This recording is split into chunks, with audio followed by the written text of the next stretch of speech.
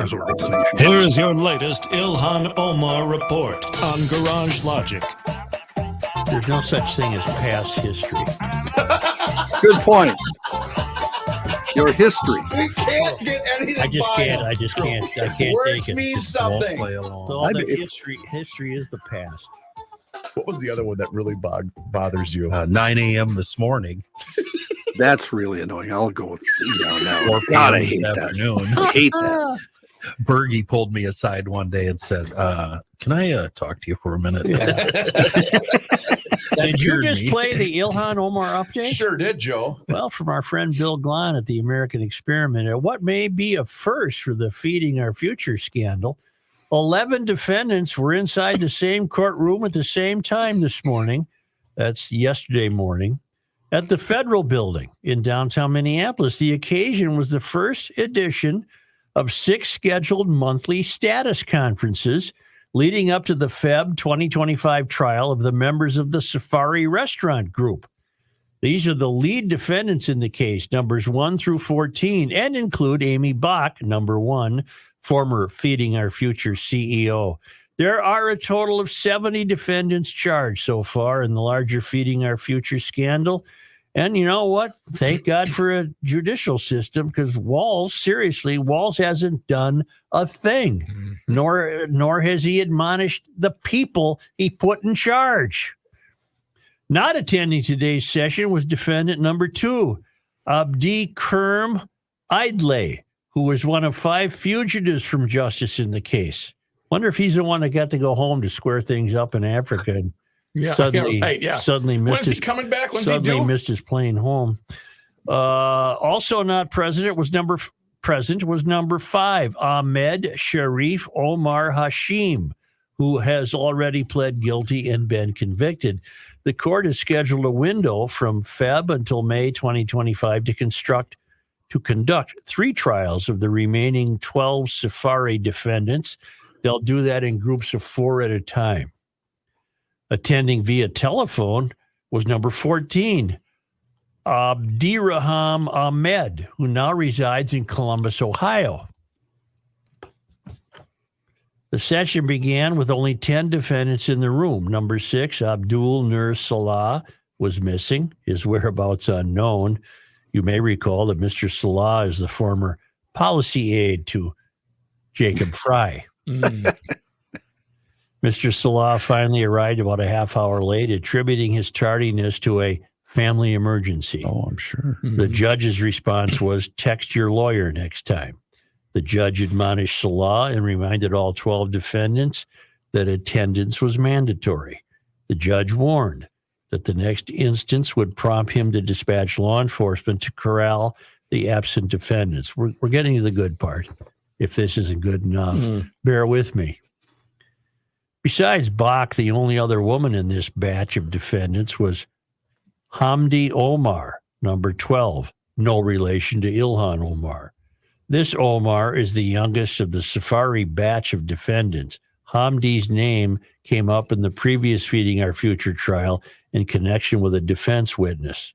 The next courtroom appearance for the group is scheduled for September 6 to hear miscellaneous pretrial motions. You will recall that I, Bill Glahn, that I have documented extensively here, the links you to them, the connections between incumbent U.S. Congresswoman Ilhan Omar and figures linked to Safari Restaurant. One, Omar herself was making news last night, that would have been Tuesday night, celebrating her 2024 primary election victory. Readers will recall that Omar celebrated her 2018 August primary victory at Safari Restaurant. Alas, that venue was not available for last night's festivities as it has been permanently closed. Safari was formerly owned by defendants Salim Saeed, number 3, and Abdul Akadur Salah, number 4. Instead, this year's party was held at a different Minneapolis restaurant. In the 2022 election cycle, Omar received maximum campaign donations of $2,700 each from Abdikaham Ahmed, number 7, and Ahmad Getty, Number 13. So they were using our money and sending it to her. Word. Honest to God in heaven. They behave like the mafia in New York. No, in I the would 30s. take the mafia over these guys. But the boldness, I mean. The news coming out of her 2024 victory party centers on, that would have been Tuesday night, centers on Omar's reference to her political opponents as Nazis. In other words, Reavers, you were telling me before the show that to her, a Republican is a Nazi. Yeah. Were you telling me that? One of us was, yeah.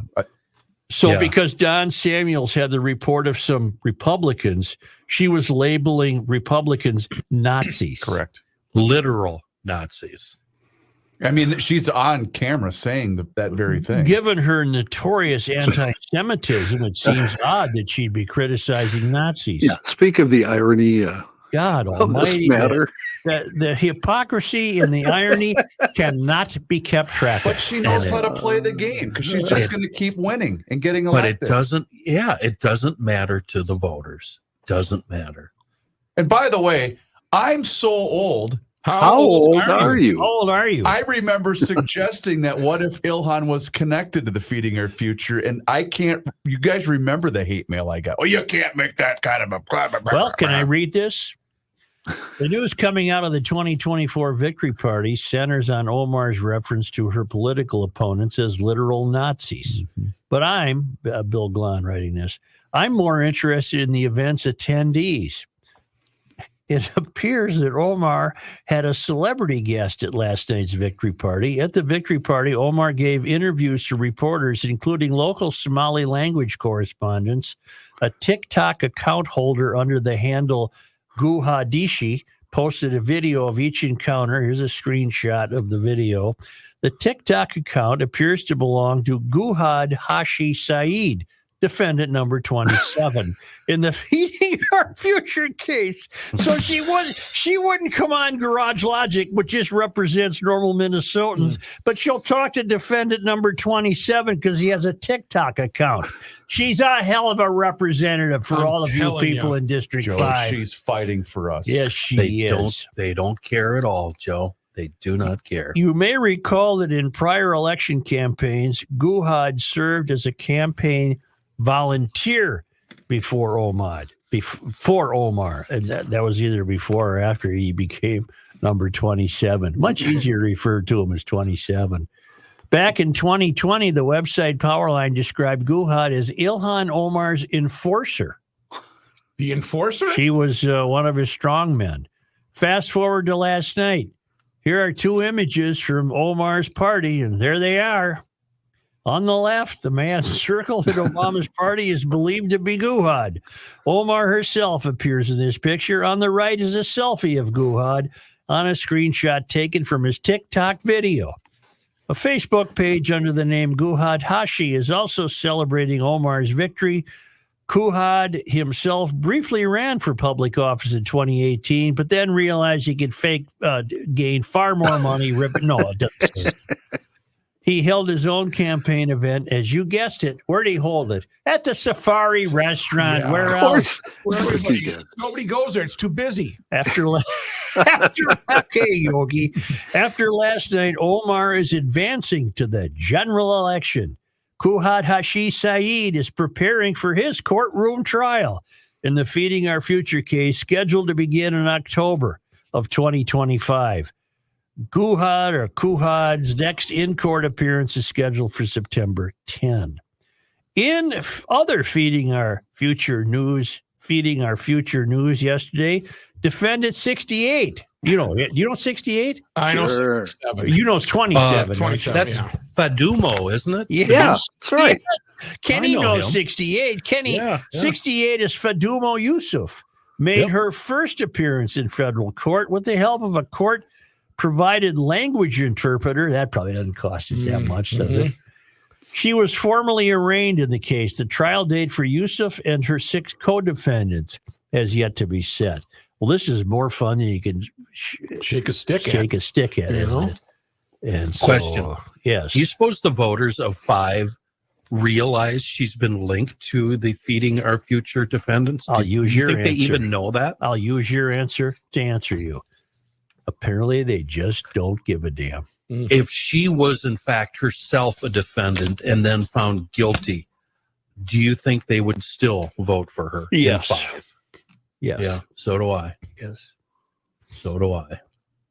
She is, without a doubt, the biggest fraud I have ever seen in my years of looking at politicians. I don't think she's a fraud at all. I think she's wearing it all on her sleeve. I Okay, think not she fraud. could come out Phony. and say, phony. she could admit to malfeasance and guilt and also say, by the way, I hate all Jews, and she would still win in the 5. Well, she's virtually admitted that she uses her office as an adjunct of the Somali government. Yeah, she's here to serve the Somali She people. is here yeah. to serve Somalia. Yeah. Why do we tell? Well, I guess the answer would be that must ring okay with all the Somalis who vote for her. But you can't even use the excuse of Don Samuels. He's not a Republican. No, he's not. And Joe, it's not just Somalis, though. It's not just Somalis voting for her. 5 is big. Everybody write down this name. Come on now. Dahlia, Dalia. Dalia, Al, dash, Akidi, Aqidi. She's a refugee from Iraq. we've mentioned her before. She is running against Omar in November. We need to familiarize ourselves with her. Unfortunately, Dahlia, we probably can't help you because everyone we've ever tried to help has lost. But I'm for you. And she is Dahlia Al-Aqidi, and she's the Republican candidate running against Ilhan Omar. And she's wanted to make a difference everywhere I go, she said. She's a longtime journalist. She fled Iraq in 1993, became an American citizen, and resolved to run for office late last year after Omar's sharp criticism of how Israel is conducting the war in Gaza. This means a lot to me, and I spent my entire life fighting against these regimes and fighting against these ideologies, said Al-Aqidi. I've made it clear I'm a moderate Republican willing to work with moderate Democrats and independents, said Al-Aqidi. We need to unite to save our city, district, and our country. And I think she means save it from Omar. Yeah. She has no elected experience, except there's a new political data trend that shows there's just more amateur candidates running and voters are willing to back them. So here you go. We need to learn more about her. We need to have her on the air. Pardon? Great website. She's got a wonderful website. Well, you guys recall not that long ago, remember there was a Somalian festival and Ilhan was brought on stage and they booed her. You guys recall that? It wasn't that long ago. She does nothing for her district and she does nothing for the state of Minnesota. Because I think the Somalian people that came here wanting to assimilate and become Americans, they don't like her. Well, they have a choice. Go ahead. They have Dahlia Al-Aqidi. She's got 2 things working against her. She's too white looking for the voters in the 5. Well, I'm looking at a picture. She doesn't appear to be too white looking to me. And she's Republican. She's red. Well, she's more than willing to work with Democrats. That's more than you can say about Omar's not willing to work with anybody except Mysterians. Right. You got to wonder if the people in the outskirts of the 5 have ventured down to Cedar Riverside as of late, maybe traveled Riverside from Cedar over to the freeway, hung out in that neighborhood around the hospital, around Franklin.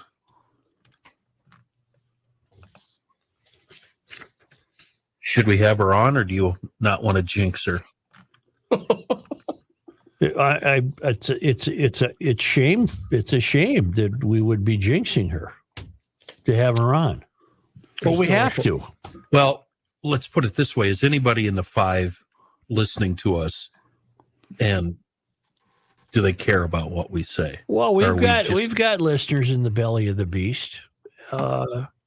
And they're attuned. They're not Omar fans, but I think in five there's just too few GLers. There just aren't enough. It's At this point, if any. there's Steve Mulholland, That's Bell true. into the belly of the A beast. lot of blue collar people down there. I used to live in the five. Well, apparently the apathy is so significant that this Omar is a Somali Amy Klobuchar. You can just, if she lives to be 110, 100 years won't it be what it used to be. That's what I heard. Right. She could hold that office because apparently people don't care that she doesn't give a bleep about them.